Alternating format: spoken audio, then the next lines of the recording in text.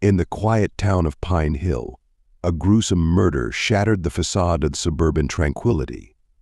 The death of Jennifer Johnson sent shockwaves through the community, revealing the dark underbelly of seemingly idyllic lives. At the center of this tragedy were two couples whose lives had become dangerously intertwined: Daniel and Linda Garner, and Mark and Jennifer Johnson. Daniel Garner was a respected architect known for his innovative designs and charming demeanor. His wife Linda was a dedicated third-grade teacher, beloved by her students and respected by her colleagues. They lived in a charming house on Maple Street, surrounded by a well-tended garden that was Linda's pride and joy. To the outside world, their 10-year marriage appeared to be a model of stability and happiness. 5 years prior to the tragic events, Mark and Jennifer Johnson moved to Pine Hill. Mark, a successful financial advisor, was outgoing and affable, always the life of the party. Jennifer, with her striking beauty and magnetic personality, was equally popular. The Johnsons' arrival brought a new dynamic to the neighborhood, and their friendship with the Garners blossomed over shared interests and mutual respect. What began as a typical suburban friendship took an unexpected turn during a dinner party at the Garners' home. Fueled by wine and a sense of adventure, the conversation drifted to the topic of open relationships. To everyone's surprise, the concept was met with curiosity rather than shock. Over the following weeks, the idea was discussed more seriously, with all parties agreeing to boundaries and rules to ensure their primary relationships remained intact. The first encounter was a mix of awkwardness and excitement. Daniel and Jennifer paired off, as did Mark and Linda, exchanging partners for the night. It was a thrilling yet nerve-wracking experience that left them eager for more. What started as a once-in-a-while experiment soon became a regular part of their lives, adding a spark to both marriages. Initially, the arrangement seemed to work well.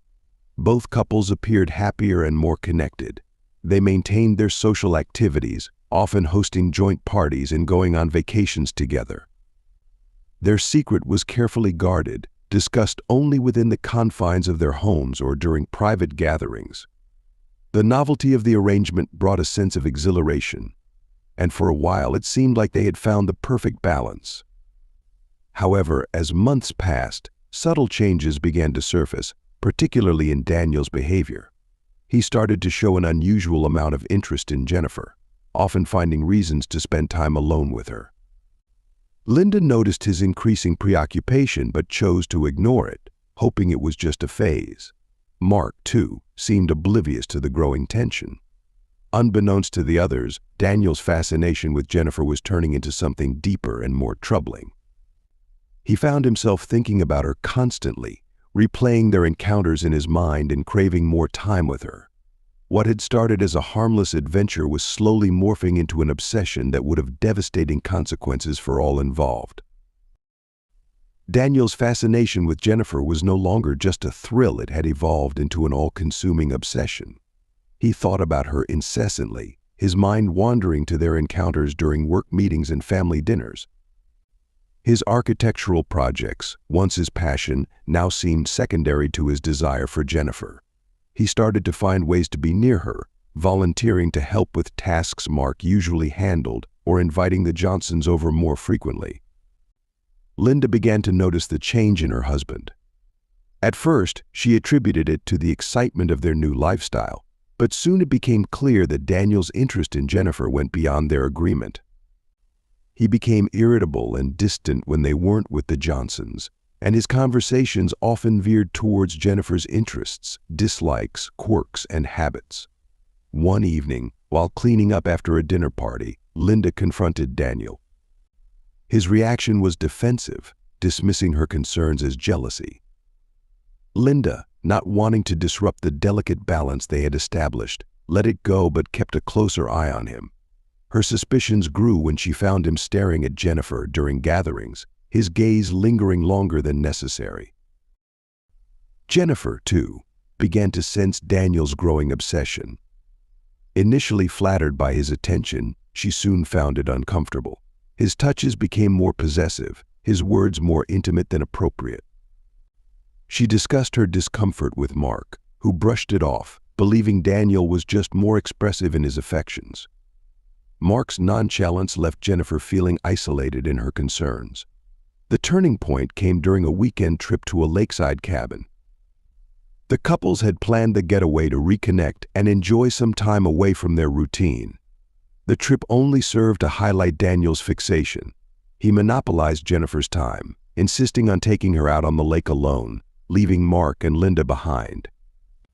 The tension was palpable, and Jennifer's attempts to distance herself were met with subtle resistance from Daniel. One night, while sitting by the fire, Daniel made a comment that crossed a line. He spoke about leaving everything behind and starting fresh, just the two of them.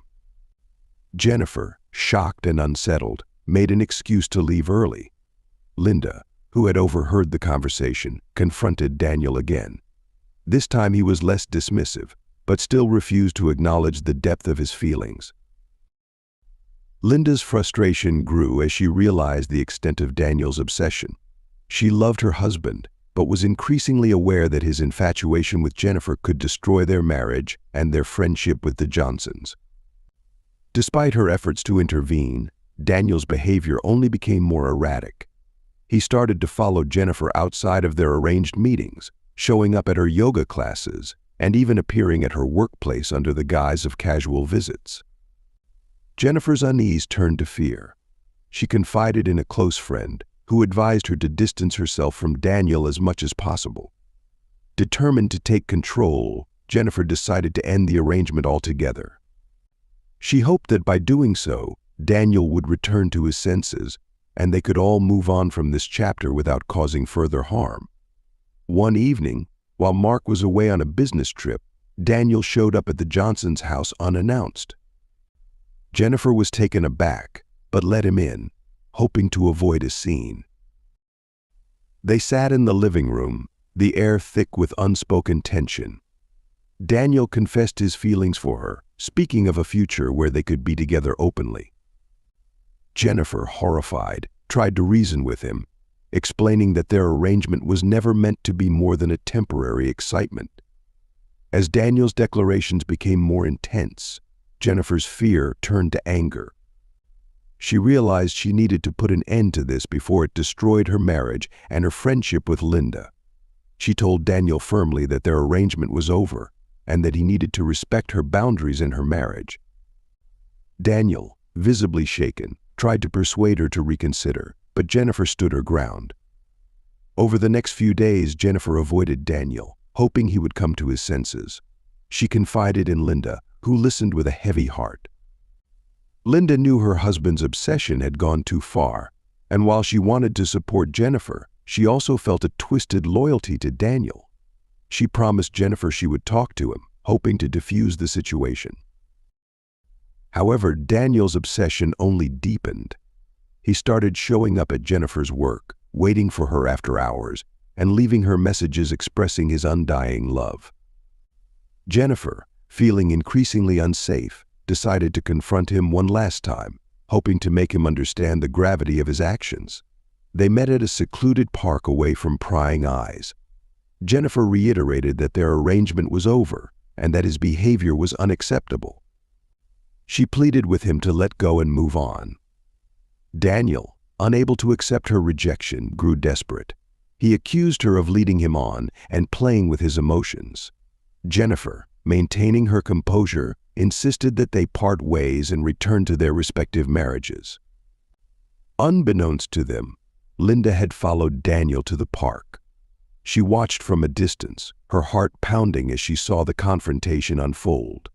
She could see the anguish on Daniel's face and the determination on Jennifer's.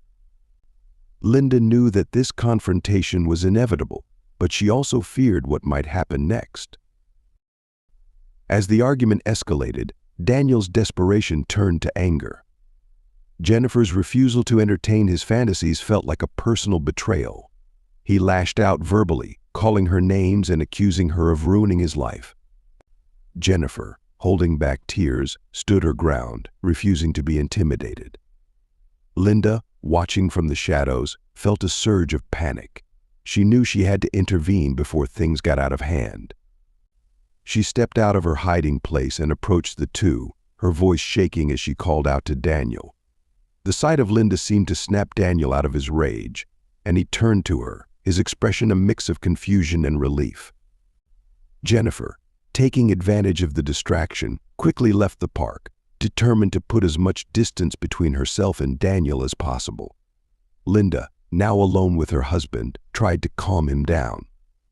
She reassured him that they would find a way to move past this, but inside she knew that their lives had been irreversibly changed.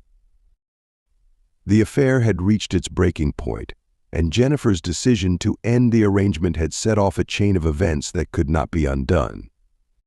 As the dust settled, the true extent of Daniel's obsession and the depths of Linda's complicity would soon come to light, leading to a tragic and violent conclusion. The confrontation at the park had left Daniel in a state of turmoil. Jennifer's firm rejection and Linda's unexpected appearance had shaken him to his core. He returned home that night, his mind a whirlwind of anger, betrayal, and despair.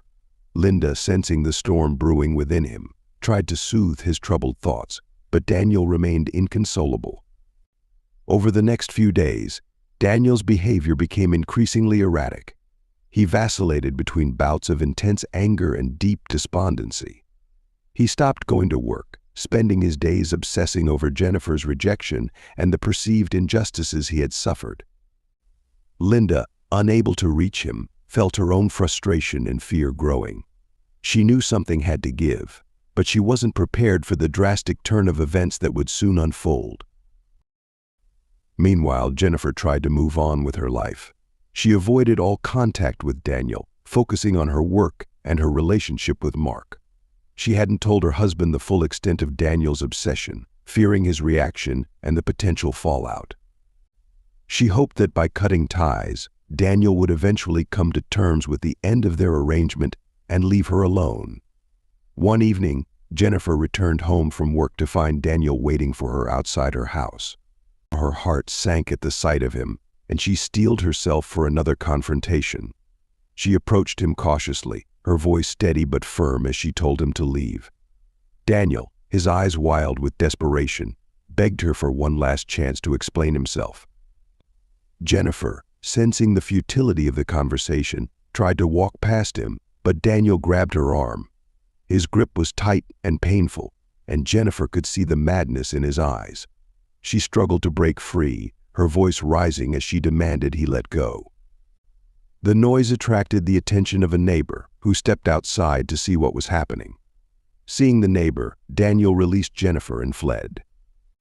Jennifer, shaken and frightened, thanked the neighbor and hurried inside. She called Linda, hoping to find some way to resolve the situation without involving the police.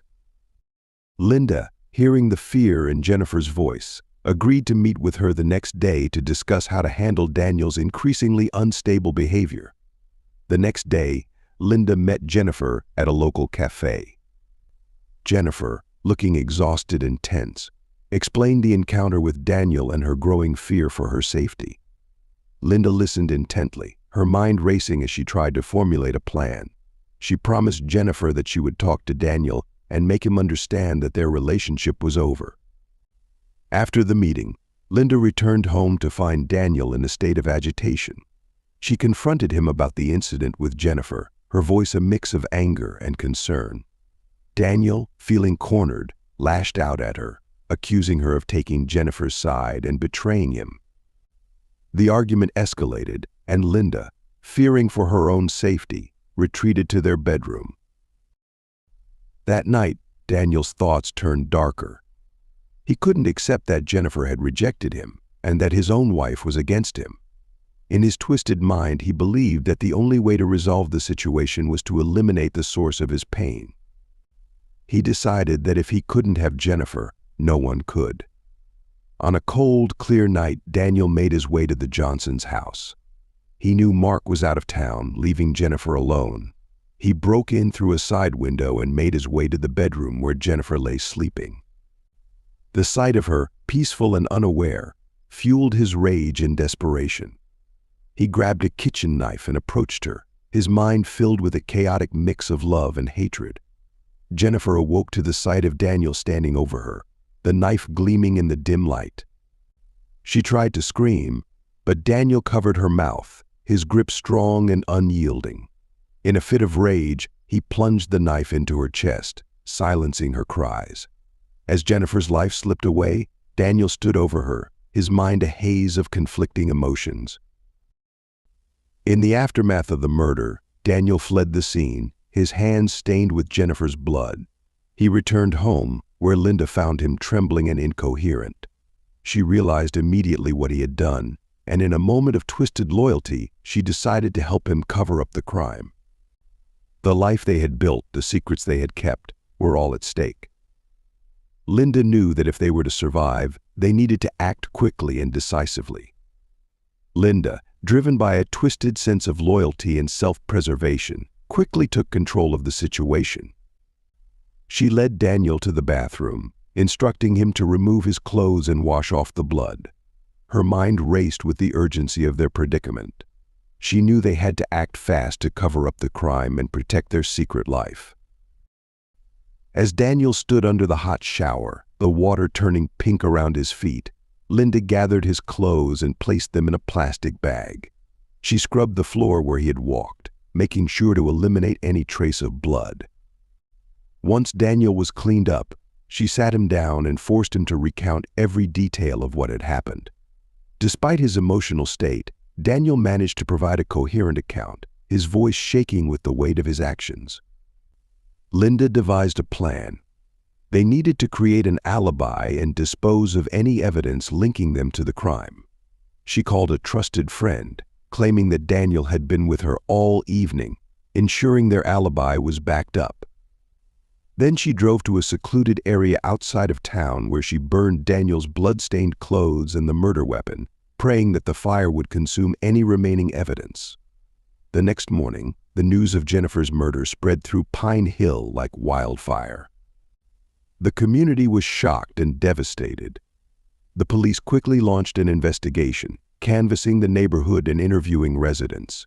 Detective Sarah Mitchell, a seasoned investigator with a reputation for solving complex cases, was assigned to lead the investigation. The police questioned everyone in the neighborhood, including the Garners.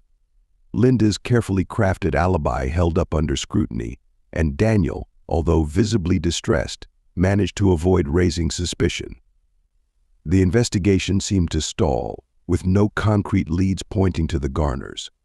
Despite their initial success in evading the authorities, the psychological toll of the murder weighed heavily on both Daniel and Linda. Daniel became increasingly paranoid, convinced that the police were closing in on him. He withdrew from friends and colleagues, isolating himself in a web of fear and regret. Linda, while outwardly composed, felt the strain of their secret pressing down on her. She became hyper-vigilant, scrutinizing every interaction and behavior for signs of suspicion from those around them. The weeks following Jennifer's murder were a blur of tension and deception for the Garners. Linda took on the role of the stabilizer, managing Daniel's paranoia while ensuring their public facade remained intact. She monitored the news for any updates on the investigation, relieved that the police seemed to have no solid leads. However, Linda knew that maintaining their cover required more than just an alibi. They needed to create a narrative that would divert attention away from Daniel. She suggested to Daniel that he should appear more distraught over Jennifer's death, to align with the community's grief, and to throw off any suspicion. At social gatherings and community meetings, Daniel played the part of the grieving friend. He spoke of Jennifer with a mix of fondness and sorrow, his eyes often welling up with tears. Mark, devastated and desperate for answers, seemed to appreciate Daniel's empathy, never suspecting his friend's involvement in his wife's death. Daniel's mental state deteriorated further, his guilt manifesting in nightmares and hallucinations. He started drinking heavily, seeking solace in alcohol, but finding only temporary escape. Linda, fearing he might confess in a drunken stupor, kept a close eye on him, often staying up late to ensure he didn't leave the house. One evening, as Daniel sat slumped over a glass of whiskey, he broke down. He confessed to Linda that he couldn't live with the guilt any longer, that he needed to come clean. Linda panicked, trying to calm him down, reminding him of the consequences they would face if the truth came out. She emphasized that they were in this together, that their survival depended on maintaining their secret. To help maintain their composure, Linda suggested they take a short trip out of town. They traveled to a secluded cabin in the mountains, hoping the change of scenery would help Daniel regain some semblance of peace. The isolation provided a temporary respite, allowing them to plan their next steps without the constant pressure of the investigation looming over them. During their time at the cabin, Linda reinforced the importance of their secrecy. She coached Daniel on how to handle police questioning and public interactions, drilling him until he could respond without hesitation. Linda's determination to protect their lifestyle and avoid imprisonment fueled her relentless drive to keep their story straight. Upon returning to Pine Hill, the Garners resumed their lives with a renewed sense of purpose. Daniel, though still haunted by his actions, managed to present a more stable front. Linda continued to manage their interactions with the community, ensuring they remained above suspicion. However, the cracks in their facade were beginning to show. Friends and neighbors noticed Daniel's increased drinking and erratic behavior, and whispers of his possible involvement in Jennifer's death began to circulate. Linda, ever vigilant, worked to quash the rumors, but she knew their time was running out. As the police investigation continued, Detective Mitchell refused to let the case go cold. She meticulously reviewed all the evidence, convinced that they had missed something crucial. Her persistence paid off when new evidence came to light, pointing towards inconsistencies in Daniel's alibi. The Garners' carefully constructed world was on the brink of collapse, and the truth was closer to being revealed than ever before. Detective Mitchell decided to re-interview key witnesses, including the Garners. She interviewed them separately, noting any discrepancies in their stories. Linda's carefully crafted alibi held up under scrutiny, and Daniel's emotional state seemed consistent with that of a grieving friend. However, Mitchell's instincts told her there was more to the story. As the weeks passed, new evidence emerged. Forensic analysis of Jennifer's phone records revealed a series of increasingly desperate text messages from Daniel, indicating his obsession with her. Mitchell brought Daniel in for further questioning, pressing him on the inconsistencies in his alibi and the nature of his relationship with Jennifer. Daniel, struggling to maintain his composure, stuck to the story Linda had coached him on, but his nervousness and evasive answers only heightened the detective's suspicions. The turning point came when a neighbor came forward with crucial information. They had seen Daniel's car parked near the Johnsons' house on the night of the murder and remembered the strange behavior he had exhibited. This testimony, combined with the forensic evidence and Daniel's erratic behavior, was enough for the police to obtain a search warrant for the Garners' home. During the search, the police found remnants of the burned clothing and traces of blood that had seeped into the floorboards, despite Linda's thorough cleaning. This damning evidence, coupled with the witness testimony and phone records, painted a clear picture of Daniel's guilt. The net was closing in on the Garners, and Linda realized that their carefully constructed facade to crumble. She knew that their only chance of escaping a lengthy prison sentence was to come up with a new plan, one that would shift the blame away from them and onto someone else. However, as she frantically tried to concoct a new story, she realized the futility of her efforts. The evidence was overwhelming, and there was no escape from the truth. As the police closed in, Linda and Daniel faced the harsh reality of their situation. The lies and deceit that had once protected them were now threatening to unravel completely, and the truth was about to be revealed in a way they could never have anticipated. Detective Mitchell prepared to make her move. She brought Daniel in for another round of questioning, this time with a different approach. She laid out all the evidence they had gathered: the phone records, the witness testimonies, and the forensic findings. Daniel, cornered and overwhelmed, began to crack under the pressure. Mitchell pressed harder, suggesting that if Daniel came clean, he might receive a more lenient sentence.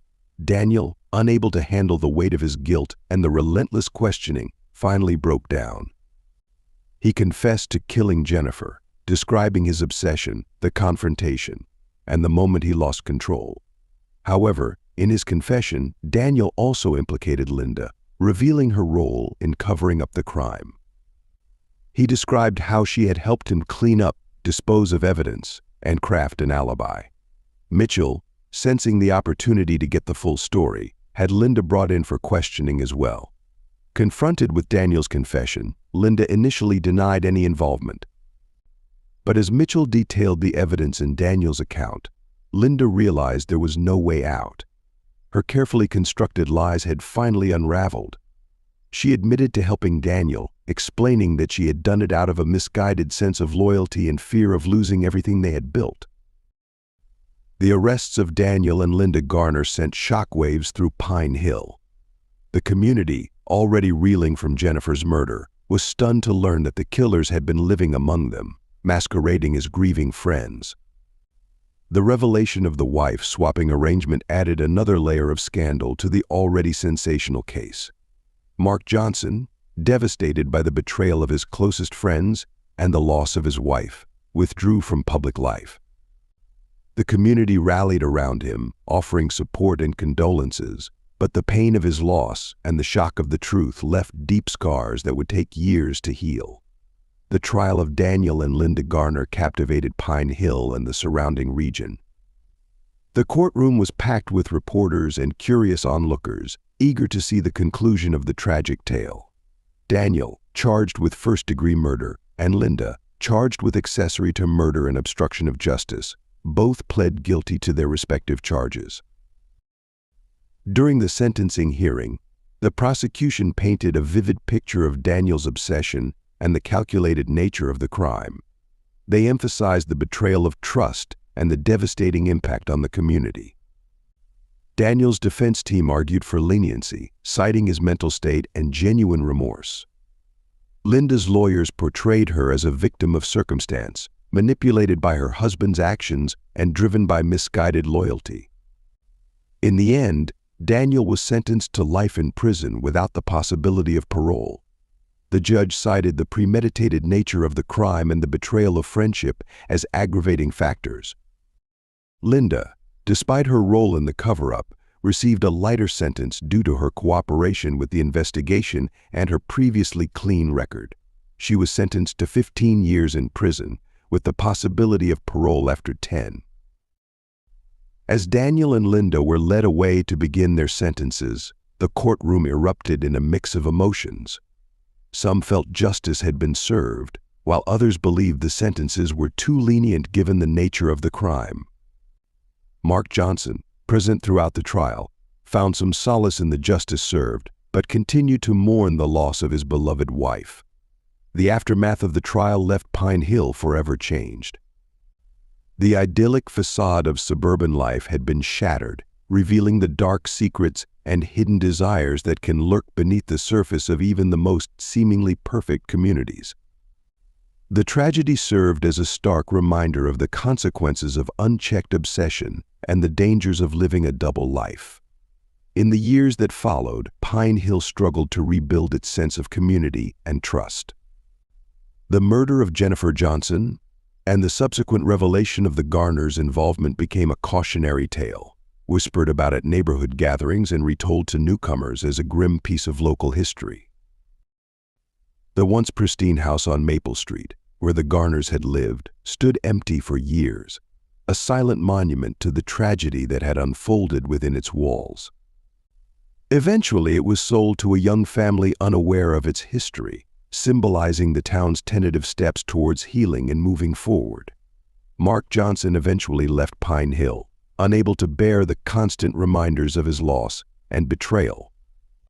He moved to a distant city, seeking a fresh start and a chance to rebuild his life away from the shadows of his past. The community watched him go with a mixture of sympathy and relief, recognizing that his departure marked the closing of a painful chapter in their shared history. Detective Sarah Mitchell, hailed as a hero for solving the case, found herself haunted by the investigation. The depths of human darkness she had encountered in Pine Hill left an indelible mark on her psyche. She continued her work with renewed vigor, driven by a determination to bring justice to victims and uncover the truth, no matter how deeply it might be buried. As for Daniel and Linda Garner, their lives behind bars were a stark contrast to the comfortable suburban existence they had once known. Daniel, consumed by guilt and regret, withdrew into himself, barely communicating with other inmates or guards. Linda, more adaptable, tried to make the best of her situation, participating in prison programs and even counseling other inmates. The story of Jennifer Johnson's murder and the Garners' deception became the subject of true crime books and documentaries, ensuring that the tragic events in Pine Hill would not be forgotten. The case served as a reminder of the complexity of human relationships, the destructive power of obsession, and the far-reaching consequences of betrayal. In the end, the quiet town of Pine Hill was left to grapple with the knowledge that even in the most seemingly perfect communities, darkness can lurk just beneath the surface. The tragedy served as a sobering reminder of the fragility of trust and the importance of vigilance in maintaining the bonds that hold a community together. As years passed, Pine Hill slowly began to heal. New families moved in, unaware of the town's dark history, while longtime residents chose to focus on rebuilding their sense of community.